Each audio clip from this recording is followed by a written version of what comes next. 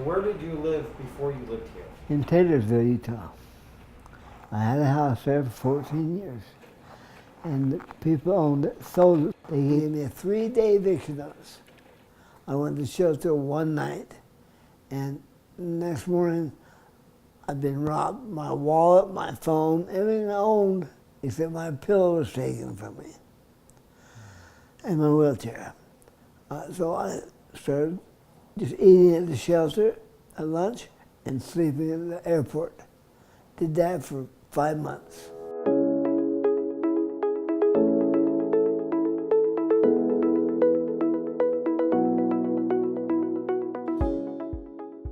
I'm originally from San Diego and lived there on and off most of my life. I was living as my father's caregiver, and then I was diagnosed with cancer, and of course that made me so ill I could not take care of my father anymore. We were living in the family home. He moved into assisted living, so I was out.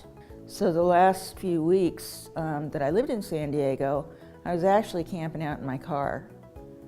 And that was something that was always a horror to me, the idea that I'd be homeless. Being in the homeless shelter kind of taught me some lessons that I had never had the opportunity to learn before. And one of them was that I did not want to be in a homeless shelter, okay, anywhere. Rocky Mountain Community Reinvestment Corporation was formed by the banks back in 1999, primarily to give a platform or create a platform for the banks to do low-income housing or CRA, Community Reinvestment Act qualifying lending. One of the things that as a bank we need to do is meet community credit needs. Now that's governed under the Community Reinvestment Act, CRA. All the banks get examined. What are the regulators looking for? Well, they're looking for something that isn't already existing in the financial community. If you can go to the secondary market and make investments, well, yeah, if it's qualifying, they'll give you credit for it, but that's not exciting. The regulators are trying to get the banks to push to the edge to increase or improve the access to financial resources by the community.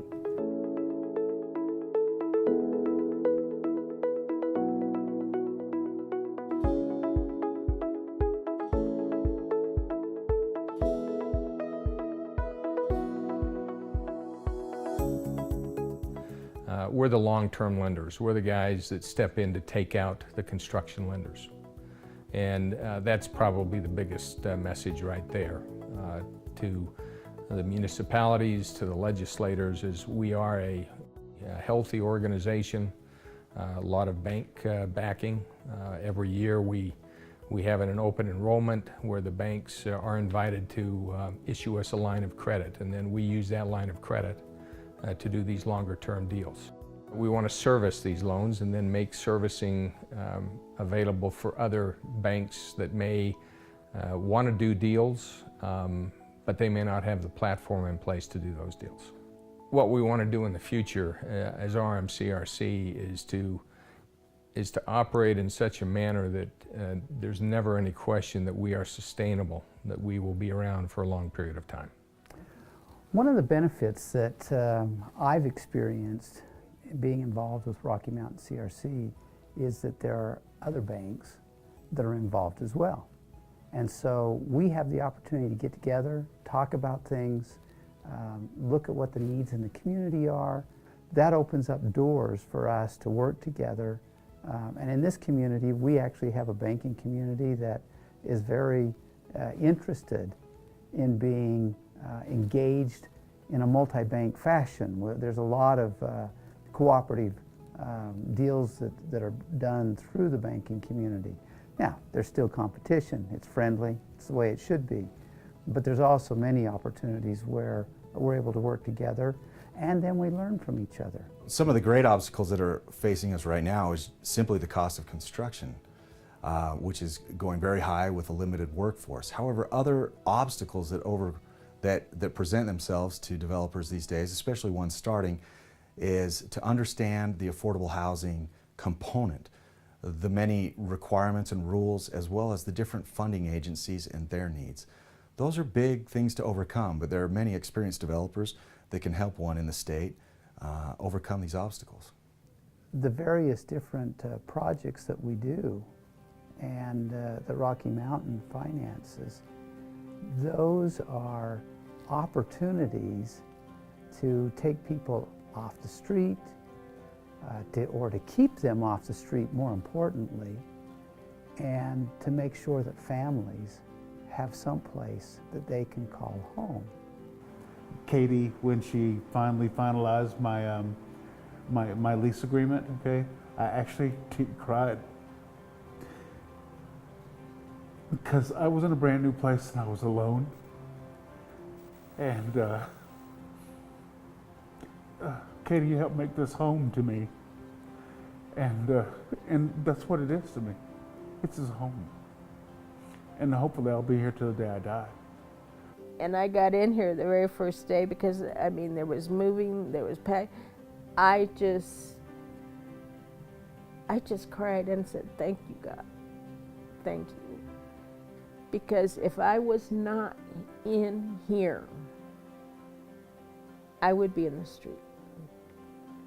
I would have no place to go. I would be one of those women with a cart and my cat. And, sorry. I just, I thank God every night for this place. I thank you for having it. Thank you. I'm glad to know somebody's out there looking out for us, because it was hard for me to find housing when I first came here. There needs to be more funding, but I'm a realist. I understand that there's only so much that can go around, and so really now it's a matter of convincing all of the organizations to sit down, whether it's the communities, the developers, the banks that we represent. We all have to sit down and say, what are we willing to give in order to help address this situation that will just continue to get worse.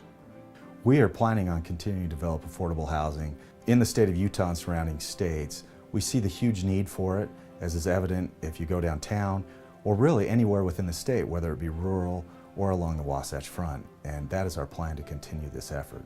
Synchrony Bank has done some analysis as to how we can best meet affordable housing needs in the community.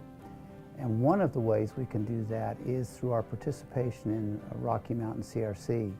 We really look forward to a long-term relationship with the organization, and are grateful for the opportunity to participate in different ways, not just financially through the pool, but we have people who participate from a volunteer standpoint in different aspects of Rocky Mountain CRC, and we see a great relationship there and have a great desire to be able to continue that. As I've sat down and had the opportunity to talk to people and find out what their need is and see what they came from and what their hope and their desire is, the reality is that that's pretty much the same American dream that I think any of us have, is to have a place that we can call home.